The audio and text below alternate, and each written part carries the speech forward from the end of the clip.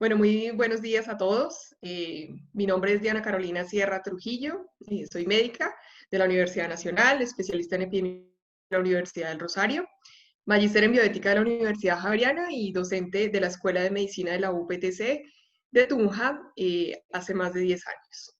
Hoy vamos a revisar lo concerniente a los estudios observacionales epidemiológicos. Entonces vamos a iniciar con la definición. Entonces, son aquellos estudios en los cuales se observa y describe o analiza el fenómeno de estudio. Es importante empezar desde aquí a tener claro que son estudios que no manipulan o intervienen en la variable independiente. Entonces, vamos a empezar a hablar en términos de variables. Sé que ya tienen información acerca de esto, pero vale la pena recordar que la variable independiente es la variable causa y la variable dependiente es la variable efecto. En epidemiología, lo que se busca es empezar a establecer relaciones entre causa y efecto. Esta pirámide, pues a mí me gusta mucho porque es una manera en la cual podemos comprender cómo están estructurados los estudios epidemiológicos y cuando tengamos algún estudio epidemiológico en la mano, entonces vamos fácilmente a ubicarnos.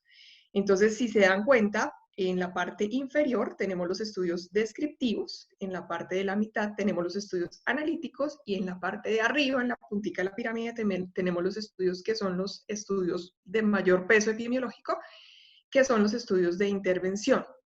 Entonces, en esta charla yo voy a abordar los que aquí están mencionados en la parte izquierda de la pirámide como estudios observacionales. Luego voy a incluir los estudios descriptivos y los estudios analíticos. Entonces, la idea es que vayamos viendo, en cuanto a peso epidemiológico, cómo se nos va dando la estructuración de estos estudios y en el momento de analizarlos, pues vamos a ver qué tanto poder pueden tener para la toma de decisiones. Entonces, fíjense que los estudios descriptivos, esos más o menos los podemos equiparar en peso epidemiológico.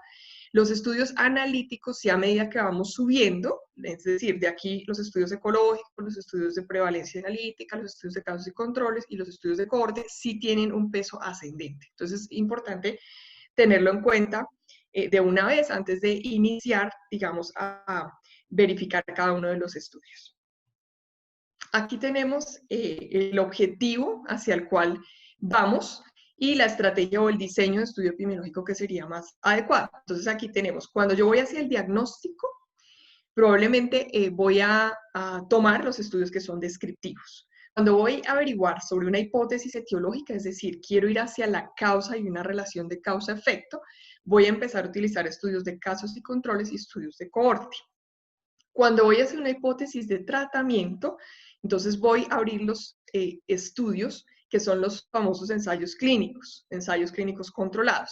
Si voy sobre una hipótesis de prevención, voy a hacer ensayos comunitarios que tienen que ver, por ejemplo, con intervenciones como vacunas. Y si voy a validar una escala o un instrumento de medición, seguramente voy a utilizar la psicometría. Es importante recordar que la estrategia de los estudios descriptivos es la aplicación del método epidemiológico al diagnóstico de una situación. Entonces, así como lo miramos desde el principio, estos estudios son muy útiles para que yo empiece a mirar qué es lo que tengo en una comunidad dada o si es en un caso o una serie de casos, entonces qué es lo que está sucediendo allí. Básicamente van dirigidos hacia el diagnóstico. Vamos entonces hacia esa partecita inferior de la pirámide epidemiológica donde tenemos los estudios observacionales descriptivos. Entonces, como ya lo vimos anteriormente, lo que me interesa aquí es describir una situación determinada o un fenómeno de estudio. En estos estudios están clasificados los estudios de caso, los estudios de series de casos, los estudios de incidencia y prevalencia descriptivos y los estudios de diagnóstico en salud de las comunidades. Entonces, aquí les voy a mostrar algunos ejemplos para que nos vayamos ubicando.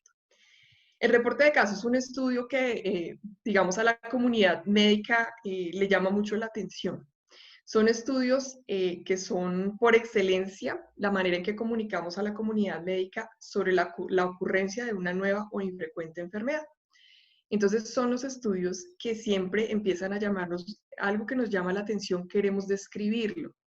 Entonces estos estudios son, digamos, la puerta de entrada muchas veces a la descripción de las enfermedades. Aquí incluso puedo tomar un ejemplo de hoy en día porque pues los primeros casos que tuvimos, por ejemplo, de coronavirus, no sabíamos. Es más, todavía la fisiopatología no la tenemos clara y esto arranca generalmente con un reporte de caso o con una serie de casos, porque son enfermedades que en principio nos desconciertan un poco y necesitamos es empezar a hacer una descripción profunda. Otro ejemplo que les puedo dar acá es que los primeros casos de SIDA en el año de 1900, cerca de 1981, cuando empezaron a describirse estos casos en África, fueron reportes de caso. De hecho, esos la llamaban en un principio la enfermedad del enflaquecimiento, porque lo que veían los científicos, los investigadores, era que las pacientes se adelgazaban y se morían, pero entonces no se sabía realmente qué era lo que sucedía. Entonces, ese ejemplo del SIDA es muy interesante porque ese pasó de ser un caso, luego a una serie de casos, y posteriormente, pues ya, obviamente por la extensión comunitaria que ha tenido, pues ya nos da para que tengamos estudios de grandísima envergadura con respecto a prevalencia, con respecto a incidencia, e incluso, pues hoy en día tenemos ensayos clínicos para prueba de antirretrovirales. Entonces, es un ejemplo muy interesante para ir mencionando de dónde salen los reportes de caso. Las series de casos ya las armamos cuando tenemos varios casitos que comparten unas características. Entonces ya voy a empezar a hacer esa descripción. Generalmente son estudios que son longitudinales, son estudios donde hago a profundidad la descripción de estos casos. Entonces voy a ir armando como unos conjunticos de esos casos en donde voy a ir viendo qué características tienen. Generalmente son más de 10 pacientes, describen el cuadro clínico de la enfermedad. Acuérdense que aquí estamos hablando de enfermedades que son raras, que nos llaman la atención de primera mano. Y pues me empiezo a hacer yo esa construcción de registros de morbilidad. Hay que tener algo muy claro acá y es que estos estudios epidemiológicos no me prueban hipótesis, simplemente van a irlas construyendo porque necesitan de estudios que sean de mayor peso epidemiológico para empezar a establecer relaciones causales. A veces presentaciones atípicas de una enfermedad me pueden servir a mí para redactar estudios de caso.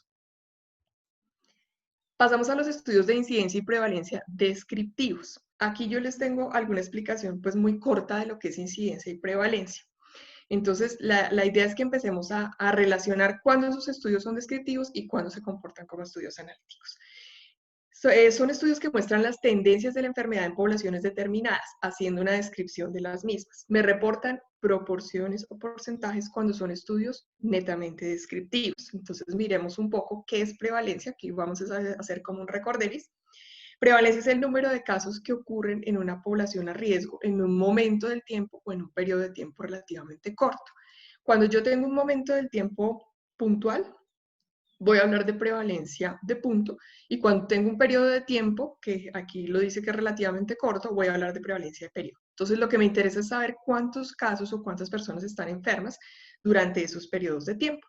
Me intenta mostrar la frecuencia con que un evento existe en un momento determinado, independientemente de cuándo se haya originado. Entonces, lo que marco acá es el tiempo en el cual voy a hacer una medición del número de enfermos sobre la población total. Entonces, ahí está la formulita que corresponde a ese número de enfermos sobre la población total. Aquí tengo ya aquí estudios de incidencia. Entonces, hagamos la diferencia entre lo que es prevalencia e incidencia. La incidencia corresponde al número de casos nuevos que aparecen en una población, en un grupo, en un lugar determinado y en un tiempo determinado. Se interpreta como la probabilidad de que un individuo desarrolle la enfermedad. Entonces, la incidencia es algo muy importante en términos de contagio, porque yo ahí, por ejemplo, voy a ir mirando cuántos casos nuevos me están apareciendo. Hoy en día que estamos en medio de esta pandemia, verificar incidencias es algo muy importante porque uno va mirando cuál es la tendencia, ¿sí? Del número de contagios, y eso también tiene que ver con la transmisibilidad de los agentes infecciosos. Entonces, básicamente, yo tomo un periodo de tiempo y ahí miro cuántos casos nuevos hay sobre la población total a riesgo. Eso me reporta incidencia. Aquí les tengo un ejemplo muy cortico, solamente es para que veamos de qué manera se reporta la incidencia y la prevalencia. Si en una cierta población de 10.000 habitantes, 1.500 personas sufren de hipertensión arterial, la prevalencia es del 15%. Si en una cierta población de 10.000 habitantes, después de un año, se observaron 700 casos nuevos de hipertensión arterial, la incidencia es del 7%. Entonces ahí vamos a ver como una diferencia entre lo que son los casos prevalentes en un periodo de tiempo y cuáles son los casos incidentes, es decir, cuáles me están empezando hasta ahora a reportar ese tipo de morbilidad.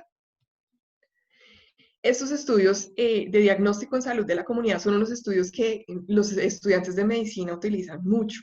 Nosotros tenemos una estructura en la cual en los seminarios de investigación se practica, digamos, o sea, hace realidad la parte de investigación formativa, que son del semestre segundo al semestre quinto, y en esa partecita generalmente los estudiantes hacen estos estudios que son estudios observacionales descriptivos, cuyo objetivo es el diagnóstico en salud de la comunidad. Entonces, estos estudios muestran las condiciones de salud, condiciones sociales, condiciones ambientales, etcétera, de una comunidad que a mí me interese estudiar. Pueden orientarse hacia la descripción de factores de riesgo presentes en comunidades específicas. Entonces, varios de los estudios que nuestros estudiantes de básicas han hecho tienen que ver con estos factores de riesgo o con ir a mirar algunas condiciones en las que se encuentran las comunidades. Aquí, por ejemplo, podríamos tener este estudio, que es un estudio descriptivo, en el cual miraríamos los determinantes sociales de la salud en una comunidad del barrio Patriotas de Tunja en el año 2019. Entonces, esta fue una comunidad que la pongo ahí de ejemplo porque es una comunidad que la hemos trabajado bastante. Incluso los residentes que tenemos de medicina familiar han estado haciendo diagnóstico en esta comunidad, que es una comunidad de estrato 1 y 2 de la ciudad de Tunja, en donde pues hay una cantidad de dinámicas interesantes, digamos, a la hora de hacer el abordaje. Entonces son barrios que tienen desnutrición, que tienen maltrato, que tienen violencia, que tienen consumo de sustancias psicoactivas. Entonces ahí tengo pues una cantidad de cosas en las cuales yo podría empezar a hacer no solamente el diagnóstico, obviamente, sino también para en un futuro empezar a hacer estudios que sean más pesados y que puedan empezar a hacer intervención sobre comunidades. Pero en la parte de los estudios observacionales descriptivos, inicio por ahí. Entonces, es esa parte de empezar a establecer cuáles son esos determinantes y cómo está esa comunidad finalmente para que yo tenga una línea de base sobre la cual estructurar lo demás. Otros estudios que los han hecho, digamos, frecuentemente en la Escuela de Medicina son el consumo de alcohol y tabaco.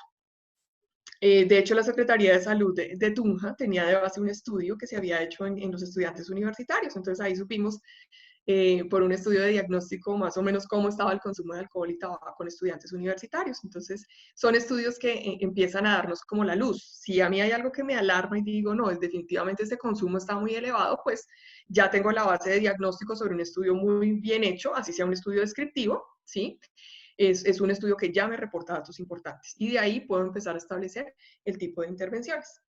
Otro estudio que les pongo allí como ejemplo es el de maltrato infantil en estratos bajos versus altos de algunas ciudades colombianas. Esto fue algo que vimos hace unos años en que pues hay diferentes tipos de maltrato. Puede que, por ejemplo, en los estratos bajos el mayor tipo de maltrato sea el físico, pero en los estratos altos el tipo prevalente de maltrato puede ser un maltrato por negligencia. Entonces, fíjense que son cositas que son muy interesantes, que son muy importantes, que nos generan la manera en que después vamos a diseñar intervenciones a partir de estudios que son observacionales descriptivos. Pasamos ahora a unos estudios que tienen un poquito más de complejidad en los términos en que son estudios que ya me empiezan a buscar esa relación entre variables. Recuerden que aquí iniciamos con esto que era decir o definir qué era la variable independiente y la variable dependiente. Aquí vamos a tenerlo bastante claro, porque estos estudios sí que empiezan a buscar ese tipo de asociaciones. De hecho, los paquetes estadísticos van dirigidos a mostrarnos o a que nosotros identifiquemos muy bien cuál es la variable independiente, cuál es la variable dependiente para que ellos nos empiecen a arrojar el análisis estadístico. Entonces, estos estudios se denominan observacionales analíticos. Les recuerdo un poquito cuáles estudios son los que están ahí. Están los estudios ecológicos, los estudios transversales o cross-sectional, los estudios de casos y controles y los estudios de cohorte. Son aquellos estudios en los cuales se busca hacer esa asociación de variables, como ya lo mencioné. Generalmente toman como base estudios descriptivos. Entonces, fíjense que la pirámide nos va armando la manera en que podemos empezar a armar los estudios epidemiológicos. Son estudios de mayor peso y mayor rigurosidad que los estudios descriptivos. Son estudios que no son aleatorizados, tienen criterios de selección muy definidos. Pueden ser transversales, es decir, en un momento del tiempo. Pueden ser estudios retrospectivos, como les voy a mostrar en los estudios de casos y controles, cuya dirección de la investigación va hacia atrás. O pueden ser estudios prospectivos, como los estudios de cohortes, cuya dirección va hacia adelante en el tiempo. Son estudios muy importantes en cuanto a orientar decisiones clínicas, porque definitivamente nosotros tenemos estudios, digamos, tan robustos como el estudio de Framingham, que es un estudio de cohorte, sobre el cual nosotros todavía trabajamos el riesgo cardiovascular, y fue un estudio hecho en 1950, alrededor de 1950-1952. Entonces, cuando los estudios epidemiológicos, especialmente estos estudios analíticos, están bien armados, son estudios que nos han dado para muchas decisiones que tomamos clínicamente a veces en nuestro consultorio. Empecemos con los estudios ecológicos, que son unos estudios que ustedes los van a encontrar publicados. Son unos estudios que se denominan ecológicos porque se relacionan con algunas variables de tipo ecológico. Son aquellos estudios en los cuales la unidad de análisis corresponde a poblaciones o comunidades geográficamente bien delimitadas. En ellos es posible analizar la frecuencia de una enfermedad o de un problema de salud en una perspectiva colectivo-espacial muy bien definida. Pueden seleccionarse según diferentes niveles de agregación, es decir, que mi unidad de análisis, aquí van a ser comunidades pequeñas, pueden ser municipios, pueden ser ciudades, pueden ser regiones, países o inclusive zonas completas del planeta. Entonces ahí uno se empieza a preguntar, bueno, pero ¿cómo se haría eso? Porque si yo tengo una zona completa del planeta es porque el estudio tiene que ser muy grande. Entonces vamos a ver qué particularidades tienen los estudios ecológicos, porque les voy a recordar que son estudios que están dentro de los estudios analíticos, son estudios que están en la base. Es decir, tienen una alta probabilidad de tener sesgos, ya van a ver por qué. Entonces son estudios cuyo peso epidemiológico está, digamos, abajo en términos de los estudios analíticos. La tasa de mortalidad de una enfermedad, el nivel medio de consumo de un nutriente o la situación nutricional de una población son medidas que me las pueden arrojar estudios ecológicos. Entonces, fíjense que aquí empezamos a hablar de datos que son agregados. Los diferentes niveles de exposición a tóxicos ambientales o la contaminación atmosférica, estos estudios que toman en cuenta este tipo de variables son estudios ecológicos, ¿sí? Porque son estudios en los cuales hay una exposición sobre poblaciones determinadas que generalmente son poblaciones extensas. Las diferentes estructuras de sistemas de salud en los países y regiones, analizando su desempeño global. Podríamos hacerlo también, y eso también correspondería a un estudio ecológico porque estoy tomando sistemas de salud de varios países, por ejemplo. Entonces vamos a ver qué es lo que sucede con ellos. Resulta que estos estudios son muy buenos para darnos o arrojarnos datos acerca de mediciones poblacionales agregadas. Acuérdense que les mostré algo que se refería solamente a tasas de mortalidad, que son mediciones grandes que se hacen en términos generales en poblaciones. No me pueden evaluar la exposición daño a nivel individual, y eso tiene que ser muy claro en los estudios ecológicos. Aquí hablamos de la falacia ecológica o el sesgo de agregación, porque yo no puedo asumir que lo que encuentro, digamos, en datos agregados en un estudio ecológico, yo lo pueda asimilar a que esa relación sea igual a nivel individual. Entonces, aquí podemos tener un ejemplo para aclarar esto. Me responden a la pregunta, ¿un mayor nivel de contaminación ambiental modifica el riesgo de muerte por enfermedad respiratoria aguda en Bogotá? Encontrado una respuesta afirmativa, es decir, que yo relacione a través del estudio ecológico una tasa de mortalidad con lo que me reporta en morbilidad de enfermedad respiratoria aguda, que sería lo que a mí me haría el estudio ecológico, no significa que yo pueda siquiera empezar a desagregar cuáles personas, niños, lactantes, adultos mayores, cuáles de ellos son los que tienen realmente el mayor riesgo de enfermar. Entonces, hay una relación de variables que es a un nivel como global, ¿sí? Fíjense que acá lo que les acabo de decir es que se relaciona tasa de mortalidad con la morbilidad que me reportan en el distrito por infección respiratoria aguda. Entonces, me dan datos agregados, me dan datos grandes. Hay un ejemplo de un estudio ecológico que yo les menciono, que tiene que ver, por ejemplo, con el nivel medio de consumo de vitamina B en la población de España. Entonces, fíjense que son estudios que puede que salgan ahí de una encuesta nutricional y que se puedan empezar a hacer ciertas relaciones con el nivel promedio de consumo, pero yo ahí no sé si son las gestantes, si son los niños. Para eso tendría que empezar a hacer estudios que fueran de asociación individual, que son de mayor peso epidemiológico.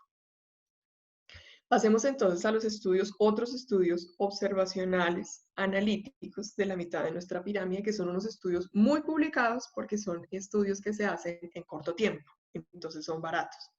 Son los famosos estudios transversales, se llaman también estudios de prevalencia analítica, estudios de corte o estudios cross-sectional en inglés, así los buscaría. Entonces son estudios en los cuales yo puedo estimar la frecuencia de algún fenómeno de interés en un momento determinado, por eso son transversales. Aquí yo no pregunto antecedentes ni realizo seguimiento. Esta es una característica muy importante de este tipo de estudios. Me toman la información sobre el factor de riesgo y el evento en el mismo momento del tiempo. Entonces aquí vamos a ver cuál es la estructura de ese tipo de estudios. Son un acercamiento inicial al factor de riesgo y al evento en un momento dado.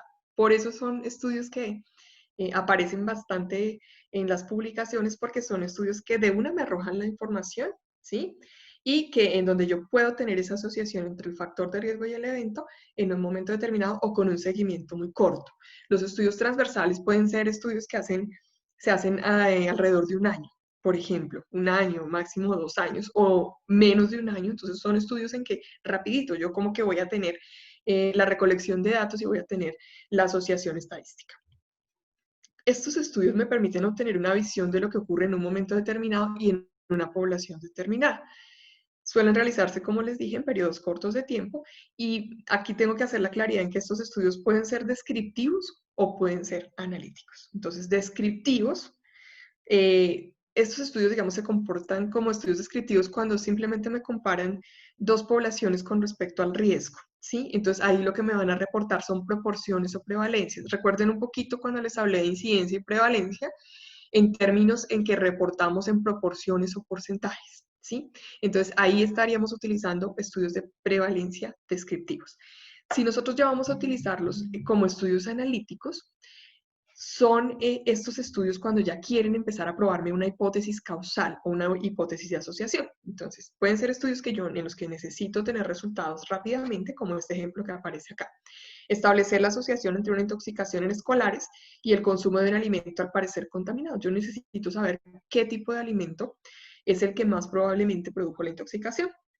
Aquí está armada la tablita de 2x2.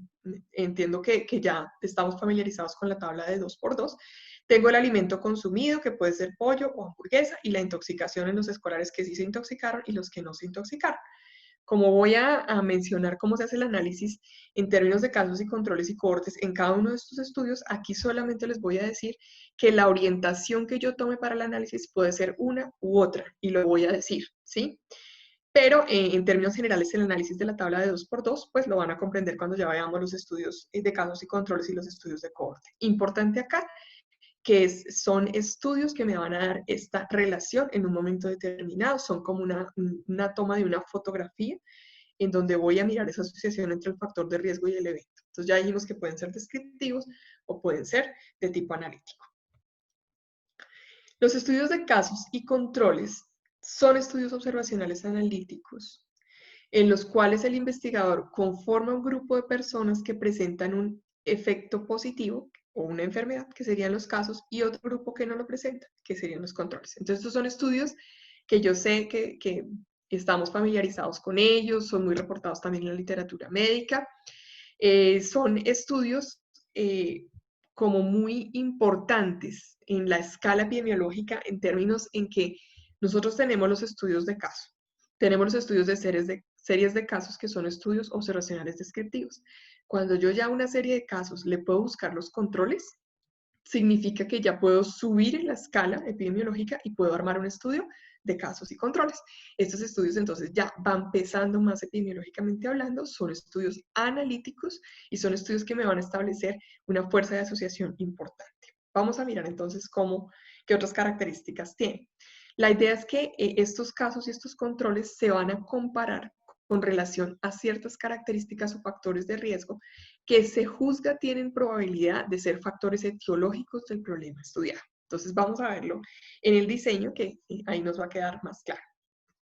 Fíjense que estos son estudios típicamente retrospectivos, porque yo voy a mirar los casos con la enfermedad, voy a mirar los controles sin la enfermedad y voy a mirar hacia atrás la condición de exposición que tuvieron tanto los casos como los controles. Entonces, fíjense que yo tengo que tener algunos criterios muy bien establecidos para armar esos estudios. Los casos debo tener unos criterios de diagnóstico muy finos para que yo no vaya a mal clasificar, digamos, los casos, ¿no? Entonces tengo que ser muy agudo en ese tipo de clasificación.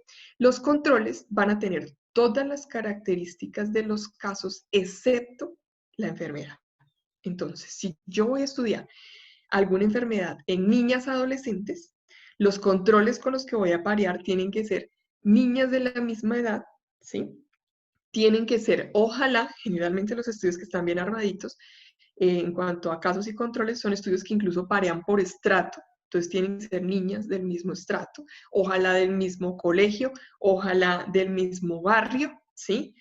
Eh, Hay estudios que incluso miran el lugar donde las niñas nacieron, ojalá que fueran nacidas en el mismo hospital. Entonces, en términos del pareado, uno mira en los estudios de casos y controles que el pareado haya sido algo también como muy exhaustivo. ¿Para qué? Esto lo que busca es controlar variables de confusión. Entonces, los sesgos, que son aquellos que invalidan los estudios, es lo que yo más tengo que tener controlado. Entonces, aquí, los sesgos de selección, tengo que tenerlos controlados desde el principio en la manera en que yo armo el grupo de casos y el grupo de controles. Después voy a mirar la condición de exposición hacia atrás en el tiempo. Aquí hay algunos problemitas que tienen los estudios de casos y controles, como por ejemplo, hay un sesgo que se denomina el sesgo de memoria, porque a veces la gente no recuerda muy bien, ¿sí? A veces cuando le preguntamos a un fumador o a un exfumador cuánto fumaba, sí, más o menos me acuerdo cuánto fumaba, por cuánto tiempo, más o menos me acuerdo por cuánto tiempo, hace cuánto lo dejó, más o menos, ¿sí? Entonces, ese tipo de recuerdos a veces implican que cuando la gente sí la información no la tiene tan precisa, pues realmente nos dé lugar a sesgo. Entonces, estos estudios tienen que tener como ese tipo de control, pero son estudios epidemiológicamente muy buenos, digamos, de muy buen peso epidemiológico, y yo tengo que mirar, como les digo, retrospectivamente esa condición de exposición. De ahí que me sale en la tablita de contingencia, en donde voy a ver cuáles estuvieron expuestos al factor de riesgo, cuáles no estuvieron expuestos al factor de riesgo, cuáles tienen la enfermedad y cuáles no la tienen, que en este caso hablaríamos de los casos y de los controles. Entonces, fíjense que acá, digamos, en términos prácticos, lo que yo voy a ver es un análisis vertical de la tabla de contingencia, siempre para sacar un OR, que es la medida de asociación que me va a arrojar los estudios de casos y controles. El análisis que voy a hacer es un análisis vertical. Entonces, de ahí que me va a salir una diferencia de proporciones que en términos generales lo que me va a dar es un producto cruzado de la tabla de contingencia. Entonces, aquí lo que voy a hacer es A por D sobre B por C, que es esa diferencia de proporciones que voy a tener entre los casos y los controles, y esto es lo que me va a dar el famoso OR. Aquí les pongo que la medida de asociación es la razón de disparidad, o también se llama, bueno, en algunos estudios epidemiológicos, sobre todo viejitos, los ve uno como razón de momios, o el famoso OR, que es el odds ratio. Entonces, ya les dije que sale del producto cruzado. La interpretación es muy importante. Yo sé que también ya están familiarizados en términos de lo que son los OR, los intervalos de confianza, que generalmente trabajamos con el 95%, es decir, con un error del 0.05%. Y también miramos qué tanta asociación hay en términos de los valores de P. Entonces ahí es donde los estudios, los paquetes estadísticos, lo que nos hacen es sacar esto, que es el OR que lo vemos como al final del procesamiento, y ahí lo que hacemos en epidemiología es la interpretación. ¿Cómo es esta interpretación? Si el OR me da 1 o alrededor de 1, ¿sí? Muy cercano a 1, y el intervalo de confianza incluso a veces se me pasa hacia atrás del 1, o sea, 0 punto algo, entonces son variables en las que yo tengo que decir que no es real esa asociación, o yo no puedo decir que haya una asociación entre causa y efecto. Si el OR es mayor de 1, entonces hay mayor asociación cuanto más se aleje del 1, pero tengan en cuenta una cosa, y es que esto siempre tiene que estar soportado por el intervalo de confianza, porque yo puedo tener un OR que sea de 4.7, por ejemplo, pero realmente el intervalo de confianza es un intervalo amplio. Los intervalos de confianza amplios, digamos que no me dan tanta seguridad en la medida de asociación. Los intervalos de confianza estrechos son intervalos que me dan mayor fuerza en la asociación y me dan como mayor certeza de la asociación entre causa y efecto. Entonces yo puedo tener un OR de 4.7, pero si el intervalo de confianza se me viene hasta más atrás de 0, entonces quiere decir que es un intervalo de confianza que no lo soporta. Quiere decir que yo no puedo tener esa asociación firme entre causa y efecto.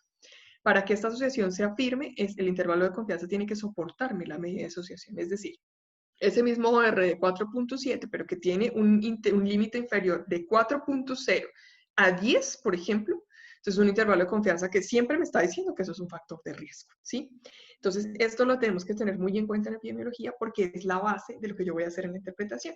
Ya otra partecita es mirar el valor de P, entonces creo que ya en eso ya también han tenido acercamientos con respecto a mirar si no solo el OR me dice que hay asociación, el intervalo de confianza me lo soporta, sino que también el valor de P me dice que es estadísticamente significativo. Entonces, eso significa que yo voy a hacer una real asociación entre el factor de riesgo y el evento. El típico ejemplo que siempre tenemos en los libros de epidemiología es de qué manera está la asociación entre el hábito del tabaquismo y el cáncer, ¿sí? O el cáncer de pulmón. En esos términos, por ejemplo, los ORs van desde 4 hasta 20 en los estudios epidemiológicos. Es decir, no hay ninguno que a mí se me baje del 1, me diga que es 0 punto algo, es decir, que me fuera a decir que el cigarrillo es factor de protección para algo, sino que todos los estudios epidemiológicos me dicen no. El OR o los RRs que salen de las asociaciones del cigarrillo y determinados enlaces en salud siempre son mayores de 1. Entonces, creo que ahí esa claridad es absolutamente necesaria. Aquí les traje algunos estudios de casos y controles que se han hecho en Colombia. Hábitos de vida y cáncer colorectal en Pasto, Colombia, que es una región que tiene bastante incidencia de cánceres gastrointestinales. De hecho, hay bastantes hipótesis con respecto a la dieta que se maneja. Nosotros también, en donde tenemos ubicada la universidad y la facultad, tenemos también una elevada incidencia de este tipo de cánceres gastrointestinales. Entonces, pues ahí le empiezan a salir uno las hipótesis con respecto a la dieta, con respecto a la raza, ¿sí? Y son estudios bien interesantes que se han hecho. Otro estudio es la ingesta de alcohol y el riesgo de cáncer de mama en Cali, Colombia. Entonces es otra región en la cual podemos tener este tipo de asociaciones. Entonces básicamente son estudios que en general pues nos muestran que sí hay asociaciones positivas. El estudio de cáncer colorectal es un estudio que también tomó en cuenta hábitos de vida incluyendo tabaco y alcohol. Entonces ahí es donde uno mira los ORs y definitivamente son ORs que relacionan de manera importante el aumento del riesgo de enfermedades y de estas enfermedades específicamente cáncer en personas que tienen un elevado consumo de alcohol y de tabaco. Pasemos a los estudios de cohorte. Estos son los últimos estudios que les voy a mencionar, ya que son, digamos, de entre los estudios observacionales son los que están más arriba en la pirámide epidemiológica. Son estudios observacionales analíticos en los cuales el investigador parte de personas sanas. Esto es algo muy importante para comprender los estudios de cohorte, ya que son personas que voy a mirar de qué manera están expuestas y no expuestas a un factor de riesgo. Entonces vamos a ver. Estos estudios se comparan con relación a la presentación del evento, pero tengamos en cuenta que estos estudios son prospectivos, es decir, son estudios que parten de las cohortes, ¿sí? Cohortes sanas, con exposición, sin exposición a un factor de riesgo y que yo les voy a hacer un seguimiento a través del tiempo para verificar en qué momento se presenta el evento. Por eso son estudios epidemiológicos robustos. Van de la causa hacia el efecto. Aquí les traigo algunos usos de este tipo de estudios. Son estudios de causalidad en enfermedades de alta frecuencia. Entonces, fíjense que hay algo que debo aclarar. Y es que los estudios de casos y controles se hacen sobre enfermedades. La armada de los casos se hacen con enfermedades de baja frecuencia. En cambio, acá, en los estudios de cohorte, son estudios que toman de base enfermedades que son de elevada prevalencia o de alta frecuencia.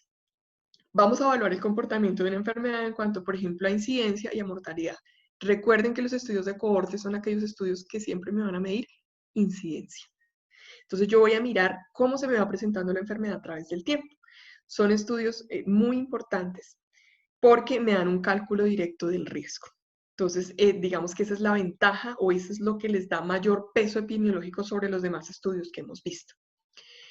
Este es un diseño que podemos ver de un estudio de cohortes. Entonces, si ustedes se dan cuenta, tenemos la población definida, son estudios que no son aleatorizados porque yo tengo la condición de exposición en un grupo, la condición de no exposición en un grupo. Es como si estos, los expuestos, estuvieran fumando y los no expuestos no fuman, ¿sí? Entonces, ellos mismos, digamos, se seleccionan hacia la condición de exposición. Si yo hablo, por ejemplo, de estudios que han tomado en cuenta radiación, entonces, ¿cuáles poblaciones se expusieron a radiación y cuáles no se expusieron a radiación? Entonces, aquí tengo los expuestos y los no expuestos. Ambos se van a seguir durante largos periodos de tiempo y voy a empezar a vigilarlos para ver en qué momento se presenta en ellos el desenlace de enfermedad. Entonces, fíjense que tanto en el grupo de expuestos como en el grupo de no expuestos vamos a tener los enfermos o los no enfermos, los enfermos o los no enfermos. Entonces, son estudios típicamente prospectivos.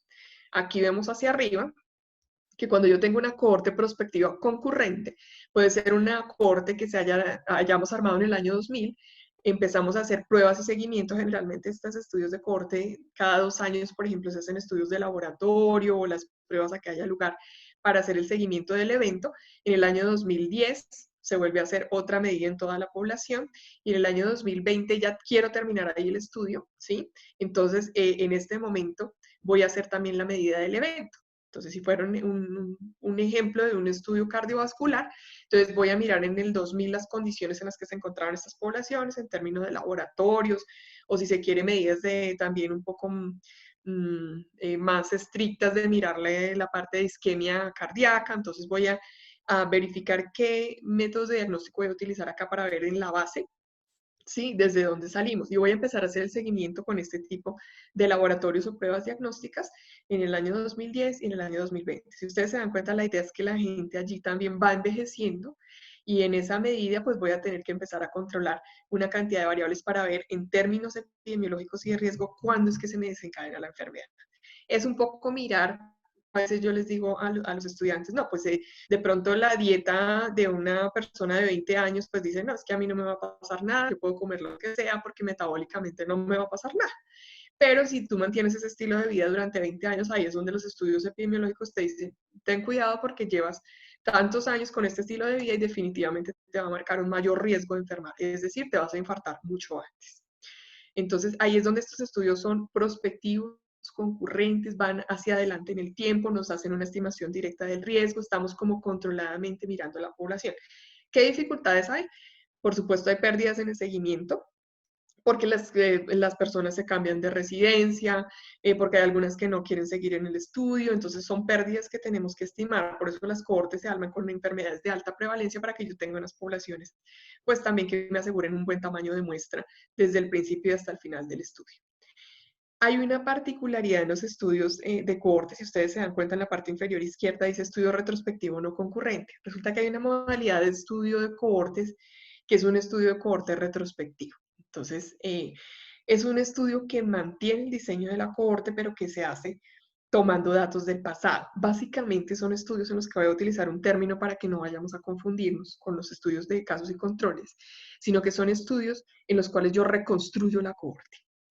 Por ejemplo, si yo tengo unos datos o tengo acceso como investigador en un momento dado a datos, supongamos que es ese mismo cohorte prospectivo, a datos que se recogieron en el año 2000 sobre unos individuos y que les hicieron ciertas mediciones de laboratorio y prueba diagnóstica.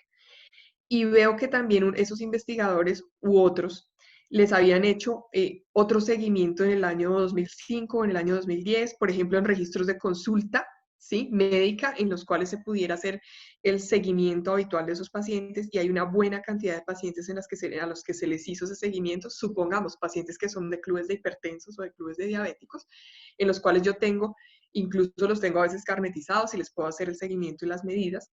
Y yo estoy en el año 2020 y digo, bueno, pero es que estos pacientes han tenido un muy buen seguimiento y con pruebas de diagnóstico durante 10 o 20 años atrás, yo podría en este momento hacer ciertas pruebas para identificar si ya tienen eventos o desenlaces en salud. Eso es reconstruir la cohorte.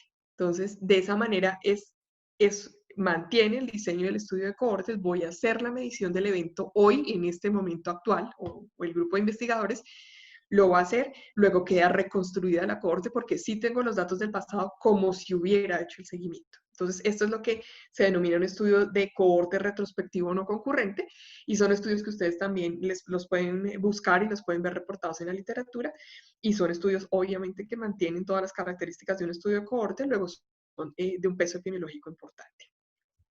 El análisis a diferencia de los estudios de casos de control, los estudios de cohorte me van a arrojar el famoso RR o el riesgo relativo. Estos estudios van a tener un análisis horizontal de la tabla de contingencia. Entonces, fíjense la proporción cómo es. La proporción horizontal me sale de A sobre A más B. Eso me daría la incidencia en los expuestos C sobre C más D me daría la incidencia en los no expuestos, y esta parte de abajo donde dice A más C sobre N, esa es la incidencia total, porque si ustedes se dan cuenta, A más C me da el número de personas que han presentado ese enlace de enfermedad sobre la población que estoy analizando. Entonces aquí aparece el seguimiento en el tiempo y voy a mirar cómo es la fórmula del RR. Entonces la fórmula del RR lo que me da es la incidencia en los expuestos sobre la incidencia en los no expuestos, y eso me da una medida epidemiológica de asociación.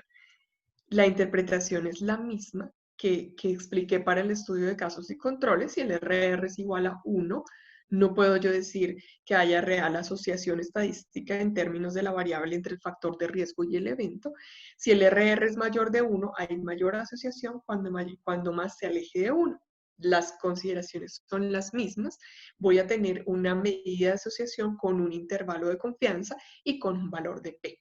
Algo que siempre les recomiendo a los estudiantes es que tengan en cuenta que les reporten esos intervalos de confianza y el valor de P. A veces hay estudios que uno mira en las tablas epidemiológicas y no reportan sino el RR. Entonces, mis profesores de epidemiología siempre decían, tienen que estar siempre acompañados de los intervalos de confianza para que realmente uno, y el valor de P, para que realmente uno pueda verificar que la asociación estadística es real. Entonces, esa es una recomendación que les hago. Igual, creo que uno mirando muchos estudios epidemiológicos es que se da cuenta cómo es que se reportan en las tablas epidemiológicas. Y ahí es donde hay que volverse un poquito agudo para filtrar los estudios que realmente son estudios bien hechecitos, que son estudios que me reportan las medidas bien y que son estudios que en la discusión también son sinceros con respecto a qué fallas, qué sesgos pudieron haber tenido, y la comparación que se hará pues también con otros estudios epidemiológicos. Acuérdense que casi siempre en la discusión nos dicen como, sobre todo cuando son estudios de bajo peso epidemiológico, se recomienda que se hagan estudios un poco más robustos para comprobar esta relación entre causa y efecto. Aquí les traigo algunos ejemplos, la asociación entre la exposición al asbesto y el cáncer, que hoy en día pues la tenemos como tan clara, digamos, pero son estudios de seguimiento que se han hecho pues en trabajadores, porque ellos básicamente se exponen en razón a su ocupación. Luego nosotros podemos armar la cohorte, ¿sí? Y empezar a mirarlos. Por eso se llaman estudios observacionales, porque yo ahí no estoy haciendo absolutamente nada diferente a mirar cómo evolucionan en la medida en que se van exponiendo y qué evento es el que se puede presentar. Entonces, fíjense que hoy cuestiones que tenemos hasta incluso en leyes de la República que han tenido que cursar en el Senado para que se prohíba la exposición ocupacional al asbesto de unas personas que básicamente van a entrar a exponerse y van a tener casi que de manera, sin lugar a dudas, un cáncer si se siguen exponiendo a través del tiempo. Entonces, igual, por ejemplo, en esto, la reglamentación colombiana, que en este momento está buscando que ya no se fabrique nada en material que tenga asbesto.